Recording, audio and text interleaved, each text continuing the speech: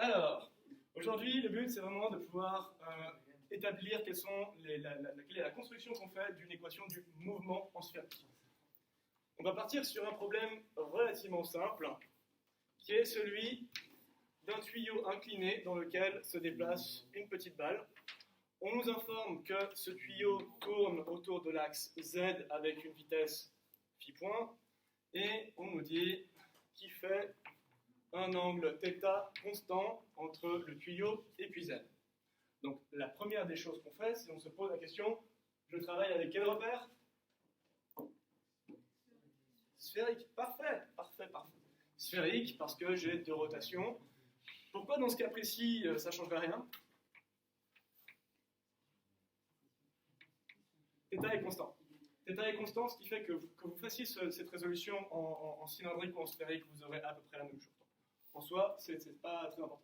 Je pose donc mes axes, j'ai toujours Eθ qui indique l'ouverture de θ et puis Eφ qui indique l'ouverture de phi. Maintenant que j'ai mon repère, que j'ai un point 0, qui est mon référentiel, j'ai une baballe, j'ai un tuyau, j'ai mes axes avec lesquels travailler, on peut commencer. Qu'est-ce que je dois mettre dessus? Les forces. Quelle est la première force que je veux venir? Le poids. Magnifique. Orienté vers le bas. Hop, merci Mère Nature. Quoi d'autre comme force? Réaction normale. Alors, je sais qu'il y a un petit souci de conceptualisation quand on essaie de se représenter ce problème et puis de voir comment est-ce qu'on représente les forces là-dessus. Moi, j'ai une technique qui me vient de la 3D. Ceux qui connaissent peut-être ont utilisé Blender ou de la CAO. On peut facilement changer de vue et puis vous n'êtes pas limité. Moi, pour représenter ce problème, je vais mettre d'une vue au-dessus. Hop, je vais avoir X, Y, Z. Par convention, quand vous avez ceci, c'est un vecteur qui sort du plan. Quand vous avez ceci, c'est un vecteur qui rentre dans le plan. La logique, c'est ceci est une flèche, vous voyez la pointe de la flèche, ceci est une flèche, vous voyez les plumes de la flèche de derrière. Du coup, ma vision, quand je vois ça depuis en haut, hop, j'ai toujours mon tuyau comme ça, j'ai ma balle dedans, j'ai mon angle phi qui s'ouvre comme ça, mais par contre là, je vois beaucoup plus les choses. Je comprends beaucoup mieux ce qui se passe. Ici, ma balle, comme elle va prendre cette direction-là, j'ai bien quelque chose qui doit la pousser comme ça. J'ai une force normale, en fait, qui est la force de contact entre la paroi de mon tube et puis qui lui fait prendre cette rotation. Donc, véritablement, je sais que j'ai bien une force de contact qui est entièrement dans Eφ. Je vais marquer, hop, N phi, parce qu'on ne s'embête pas. Hop, maintenant, je vais faire encore un changement de vue. Je vais me mettre de profil pour essayer de voir si je comprends autre chose. Hop, ici, j'ai le profil, c'est X. Ici, j'ai Z. Ici, je rentre, j'ai un Y. J'ai, hop, mon tube. Sauf que maintenant, l'angle que je vois, c'est celui-ci, c'est θ. Toujours ma baballe. Et puis là, quand je rencontre les forces, j'ai mon poids que j'ai dessiné avant. Hop, voilà, toujours présent. Et puis, j'ai une autre force normale, puisque je comprends bien que ma balle, elle n'est pas en train de tomber. J'ai bien une force normale perpendiculaire, hop, comme ça, que je vais appeler N phi, ou N θ, je le verrai après. Ce sera N θ, voilà. Hop, donc je sais qu'il y a bien ce contact à cet endroit-là, j'ai bien une force qui pousse, donc j'ai une autre partie de ma force de contact qui est, hop, comme ça. Il y a deux visions de la chose. Hop. Soit vous faites une somme des deux, donc vous prenez celle-ci, vous l'additionnez à l'autre, et puis vous allez avoir une forme de force un peu diagonale comme ça, qui va être un peu difficile à utiliser, parce que de toute façon, vous allez vouloir faire après des projections là-dessus. Mais ce que je veux, c'est que conceptuellement, vous appreniez ce genre de petites techniques de regarder d'une manière ou d'une autre le problème pour mieux le considérer. Donc, une fois que j'ai posé ça, j'ai mes forces, et puis on fait appel à notre ami Newton, qui nous dit la somme des forces extérieures, elle est égale au poids, plus mes deux forces de soutien. Hop. Voilà. Donc voici ce que je peux dire, et puis Newton nous dit aussi que ça, c'est égal à masse fois l'accélération. Maintenant, ce qu'on va vous demander de faire, c'est un travail qui consiste à écrire les équations du mouvement, et en sphérique. Ce n'est pas très compliqué, c'est exactement cette même logique-là. D'un côté de l'égalisation, vous allez avoir masse fois l'accélération sur un axe, de l'autre côté, vous allez avoir la projection des forces sur cet axe-là. Donc on va commencer, et pour ne pas vous embêter, vous allez vous faire le plaisir de vous épargner un temps fou en allant chercher soit sur Angular Physics, soit sur Moodle, le formulaire qui traite des cylindriques et des sphériques. Et quand vous cherchez l'accélération en sphérique, vous allez littéralement prendre la formule sans passer par la position et la vitesse et dérivée parce que vous n'avez pas un rond fou. Ici, on a donc une accélération en sphérique qui est définie, accrochez-vous bien, r point point, moins r θ point carré, moins r phi point carré, sinus carré de θ. Ensuite, sur Eθ, on a r θ point point plus 2r point θ point moins r phi point carré sinus θ cosinus θ. Et puis finalement la dernière, r phi point point sinus de θ plus 2r point phi point sinus de θ plus 2r phi point θ point cos θ. Vous n'avez vraiment pas envie de les faire à la main.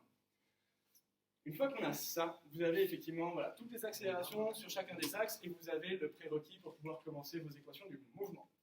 Mais il y a un petit jeu qu'il faut qu'on fasse ensemble d'abord. Et ça, c'est mon jeu préféré. Quand je vois ça, c'est qu'est-ce qui vaut 0 ? Alors, R point point, on a très peu d'informations sur le fait de savoir si la balle elle se déplace ou pas dans le tuyau. Donc on n'a pas d'assumption qu'on peut faire sur R point point. On est obligé de le garder et de dire qu'il ne vaut pas 0. Par contre, θ point, on sait que θ il est constant. Hop, il ne va pas varier. Donc θ point vaut 0. Ça part. Et puis ici j'ai quoi? R c'est une valeur, phi point c'est une valeur carré. Donc tout ça j'ai le droit de le garder. Et ce que je vais faire c'est que je vais prendre donc, cette accélération là. Hop. Puis de l'autre côté, je vais écrire ma première équation du mouvement qui va être sur E, R, hop, masse, facteur de, et puis là je prends littéralement cette accélération-là. R point point, moins R phi point carré sinus carré de θ, hop. Et puis j'égalise avec la projection des forces. Qu'est-ce qu'on a comme force sur l'axe ER? Poids, une partie du poids en tout cas. On va essayer de la déconstruire. On voit qu'on a une partie comme ça, et puis une autre. Super, une partie comme ça, voilà. Ce que je veux, c'est cette partie-là, donc qui est sur ER. Je dois retrouver donc l'angle qui est là, encore une fois, la technique dont je vous ai déjà parlé. Vous faites varier vos angles principaux à 0,90 degrés, vous allez voir ce qui va se passer. Ici, si ce θ devient 0, cet angle-là aussi devient 0, j'ai bien retrouvé mon θ. Donc, maintenant, je vais faire cette projection. Donc, j'ai mon vecteur P, j'ai ici le cosinus, et j'ai ici θ. Donc, je vais pouvoir écrire ma projection. Hop. Mg, hop, pour le poids, et cos θ. Qu'est-ce qu'il faut? J'ai oublié le mot. Effectivement, faites très attention à ça. Ici, la projection en question, elle est bien négative dans ER. Vérifiez toujours le sens de vos vecteurs. C'est bête, mais c'est les habitudes qu'il faut prendre. Ici, la partie du poids, elle est vraiment négative, je vais bien avoir un moins. Maintenant, j'ai pas d'autre force là-dedans. J'ai ma première équation du mouvement qui a vraiment cette structure toute bête. Masse fois accélération est égale à la projection des forces. La deuxième, sur E θ. Masse, j'ouvre ma parenthèse, et puis là, je vais regarder là-dedans, qu'est-ce qui vaut 0? Alors, θ point point, ben, il n'y a pas d'accélération de θ, puisqu'il ne bouge même pas. Donc ça part. R point, θ point, ça part. Il vous reste simplement cette partie-là. On va la prendre telle qu'elle. Moins R phi point sinus θ cosinus θ. Hop, c'est magnifique. Est égal, et là alors, qu'est-ce que j'ai comme force sur E θ? J'ai une partie de mon poids. Si ici c'était le cosinus, la partie que vous avez là c'est le sinus, donc j'ai bien mg sinus θ. Hop. Mg sinus θ. Vous regardez bien que le signe est bien juste, c'est bien un signe positif. Et maintenant, est-ce que j'ai une autre force sur Eθ? Force de support, force normale, vous l'appelez comme vous voulez. Il y a effectivement Nθ qui est négatif. Si vous regardez bien, est bien négatif. Donc moins Nθ. Maintenant, il n'en reste plus qu'une, et après vous aurez compris comment on fait ces équations qui sont vraiment simples. Hop, phi est très belle. Alors, masse, j'ouvre à nouveau ma parenthèse, et puis maintenant, qu'est-ce qui vaut le 0 là-dedans? Phi point point. Je sais qu'il y a une vitesse angulaire constante, donc phi point point, qui est l'accélération angulaire, sera 0. R point, ça marche. Θ point, ça marche. Ici, j'ai un... Non, phi point, ça marche, excusez-moi. Ici, j'ai un θ point, ça vaut 0. Il va me rester plus que ça. Hop, je le prends. 2 R point phi point sinus de θ. Hop, ça, c'est bien mon accélération sur phi. Et puis maintenant, je sais que je n'ai pas de composante de mon poids sur phi, puisqu'il est parfaitement horizontal.